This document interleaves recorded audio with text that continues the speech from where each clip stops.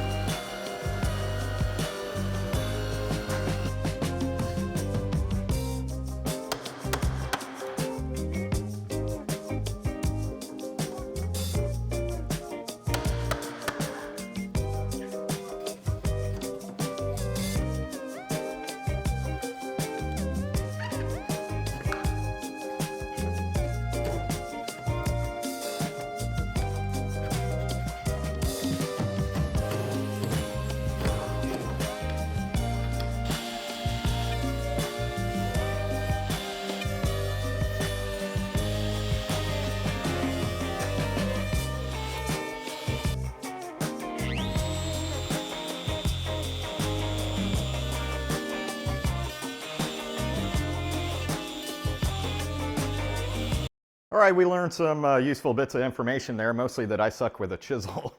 And also my chisels are pretty dull, so I'm gonna have to hit up a friend and get those sharpened because I'm lazy.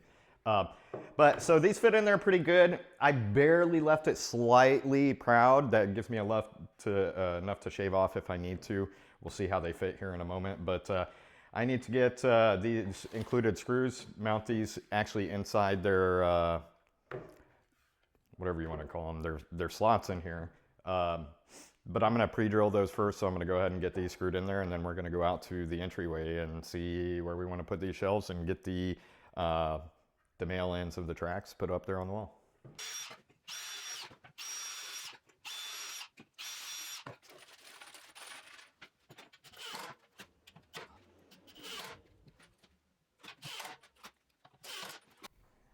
All right, I found the spot on the wall here where I'm going to put the long shelf, and actually above the long shelf is where I'm going to put the shorter shelf. So what I need to do is the male sections of the brackets, they come undrilled, so there's no holes in them, but there's an actual a line on them where you put your holes once you pre-drill them. And they do that because not every wall is the same. So they could put a series of holes in there, but the more they put, the weaker they get. So they leave them blank so you can then find the stud locations in your walls, put the bracket up there, measure, and then drill the holes yourself so it's tailor fit to the wall you're doing. So since I'm doing right here, I'm going to find the studs real quick. I'm going to match up that bracket, and then we're going to drill the holes, and we're going to get the first one put up here and see how it works.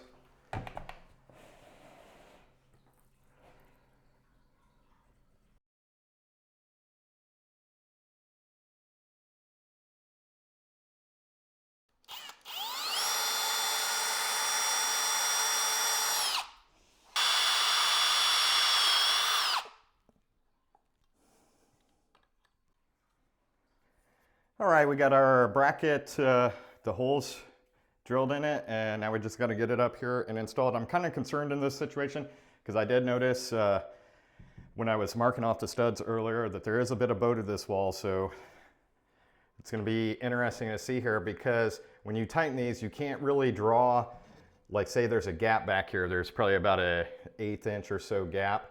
I can't really draw it in.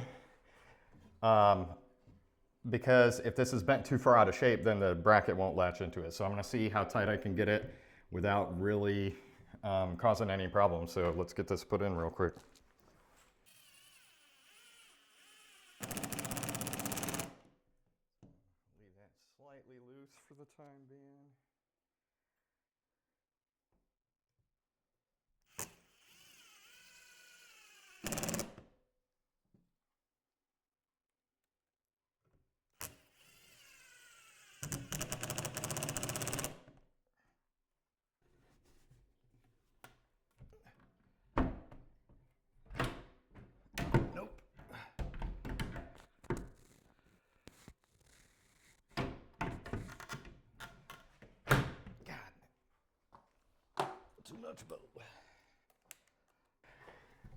Okay, I'm gonna be honest, that was kind of a bit of an exercise in frustration right there. So kind of like they said, and I knew this before going into this, the bracket, the male section of it that screws onto the wall has to be as straight as possible. Otherwise the two pieces will not lock together. I have these two locked together now, but I'll bring the camera over here in a second, but there's a pretty, near the middle here, probably a I don't know, maybe a 3/16 inch gap between the shelf and the wall because I had to shim the 3 screw locations a little bit to bring that center out because it was just bowed too much. I could not get it to lock together. Plus you can see now I got marks all over the wall and I might have to touch up everything because I made a miss, getting frustrated trying to get them to lock together. But it's locked together now. I've done it a couple times, and actually without the set screws, in there, it's pretty solid so far, but I'm going to take it back off, mark the location so I can drill and tap for the set screws for this one. Then I'll do the next one, and then we'll get them off to finishing and see how they look.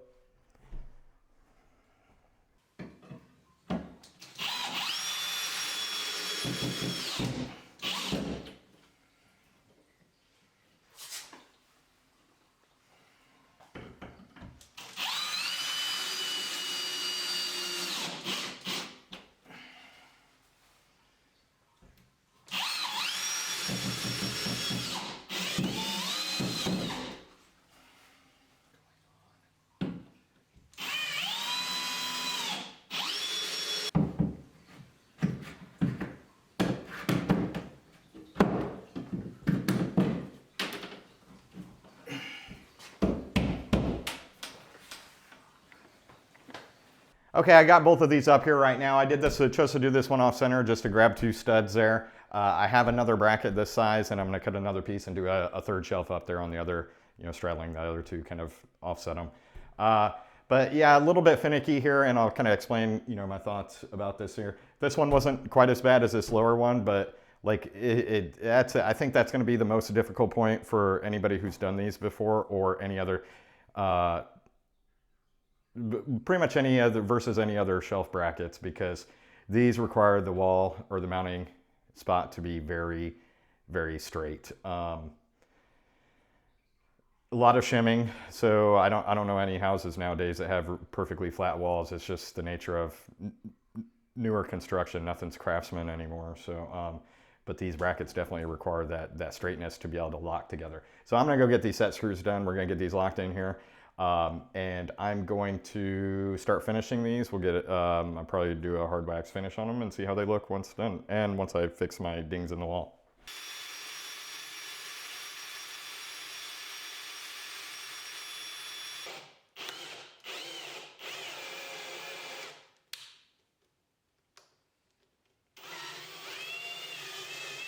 All right, so I got the shelves sanded down and wiped them down at, blew all the, I can't even talk today, blew all the dust off of them, wiped them down with mineral spirits. But since I sanded them up to, I think 320, I actually had to go back and water pop them, so just wiped them down with wet rags to kind of open the grains back up again. Because the finish actually I'm using for these shelves, and I've been wanting to use it for a while, is Rubio Monocoat. So it's a 2-part hard wax finish. And so this gets mixed 3 parts to 1 part. This is the actual finish. This is an accelerator hardener. But it just makes it, within a few days, pretty much use everything. Whereas if you didn't use that, it'd take a long time. I also ran out of silicone cups, so maybe this is why I'm not married, is use one of the kitchen glasses here. It'll wash out. So there's a couple ways of applying this stuff. Some people squeegee it on. For big surfaces, that's not bad. But these white buffing pads work. You can use these to spread around and actually work it into the surface, because you kind of want it to get it down into the pores and everything. And then we'll buff everything off afterwards. So I'm gonna get to mixing this up and applying it, and we'll let it dry overnight and then see how everything turns out.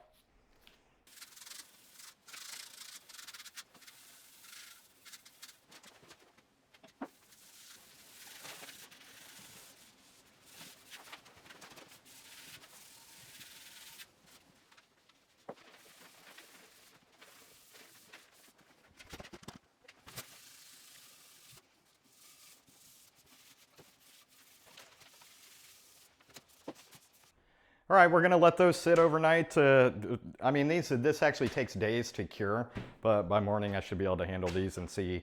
I kind of want to go for that matte look finish, and that's what this is gonna give. There's virtually no gloss to that. Actually, I don't want any gloss to this. So we'll see how it looks in the morning, and then we'll get them put on the wall, and I'll kind of go over my pros and cons of using these brackets versus other ones. So see you in the morning. All right, it's the next day, so these should be good enough to handle, although this finish does take a few days to fully cure, but they're good enough for us to go ahead and go out there and put those up. So let's get out there, put them up, and then I'll go over my kind of final thoughts on everything. All right, I got the wall dinged up a little bit here, so I'll have to do some touch-ups, but I don't know if you can see in the camera. Let me move it here real quick, is where I had to kind of shim behind, and I just used some offcuts from the walnut. It'll all be hidden to shim, especially that long bracket there, just so everything would sit straight. So it's really important that these sit really straight. But let's get these up there real quick and then tighten down the set screws. So they go in at about a 15-degree angle or so, come down, and then kind of pull them down, and they kind of sit in their spot there. And I got my Allen key here, so let's go ahead and tighten these down.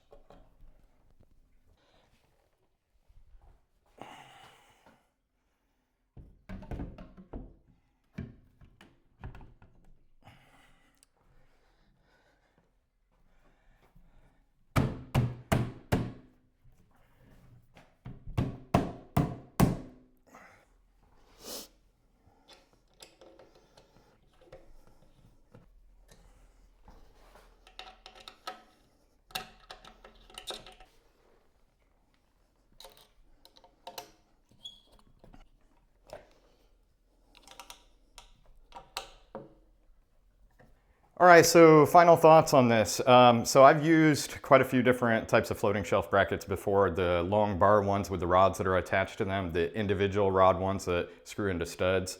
And those are relatively forgiving and easy to use. But they always have issues with alignment or getting stuff level or even weight capacity sometimes, just because of just how they're made and flexible. So like I've had some of the back plates on some of the somewhat higher end ones kind of bend a little bit and wobble. So those aren't bad if you're not using them in a really a load bearing configuration. Now these brackets, the HOVR brackets, do have a little bit of a learning curve to them, but once you understand how the geometry of the male and female parts of the brackets lock together, then you kind of understand the issue I ran into with this lower one here, because it's a 4-foot or 48-inch section, and this wall kind of curved in a little bit. So I had to shim everything, because that male bracket that attaches to the wall has to be straight, or as straight as you can get it. Otherwise they won't lock together and you're never going to get the shelf to seat correctly.